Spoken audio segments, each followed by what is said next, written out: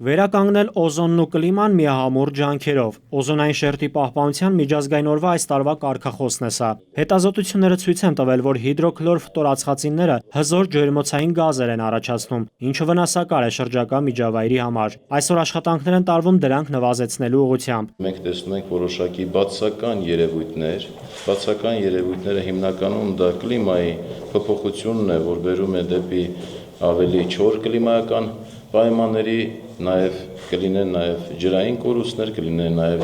ջրերի հետ կապված որոշակի նվազումներ, կլինի նաև ինչի՞ չէ նաև բուսական աշխարհի հետ կապված որոշակի խնդիրներ, սա ժամանակի առումով, եթե մենք այսօր քայլեր չիրականացնենք։ Վիճակագրական տվյալների համաձայն Հայաստանը 17 տարիների ընթացքում վերացրել է 198 տոննա քլորֆտորածխածինների գործածումը երկրում։ Այժմ հերթը հիդրոքլորֆտորածխածիններինն է։ Հայաստանը կրճատել է նաև հիդրոքլորֆտորածխածինները տարեկան ծավալը հասցնելով 126 տոննայից մինչև 114 տոննա։ Մի կողմից դե պատասխանատվություն է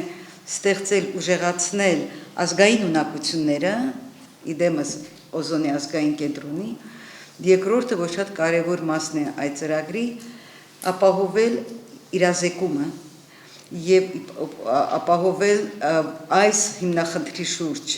հանրային կարծիքի ձևավորումը եւ իրազեկումը եւ մասնավորապես մտաղ աճող սերնդի մեջ։ ԵԱՀԿ Երևանյան գրասենյակի ղեկավար դեսպան Արգո Ավակովը հայտնել է, որ ԵԱՀԿ-ն շարունակելու է ակտիվ համագործակցել Հայաստանի բնապահպանության նախարարության հետ ոլորտային նշանակության խնդիրների լուծման ուղղությամբ։ Բնապահպան մասնագետները էկոկրթական դասընթացներ են անցկացնում Խոսրովի անտառ արգելոցի հարակից համայնքների մոտ 200 դպրոցականների համար։ Նրանց բացատրում են, թե որքան կարևոր է օզոնային շերտի պահպանությունը արևի անցանկալի ճառագայթներից պաշտպանվելու համար։ Նաիրի Մուրադյան, ժամը լրատվական։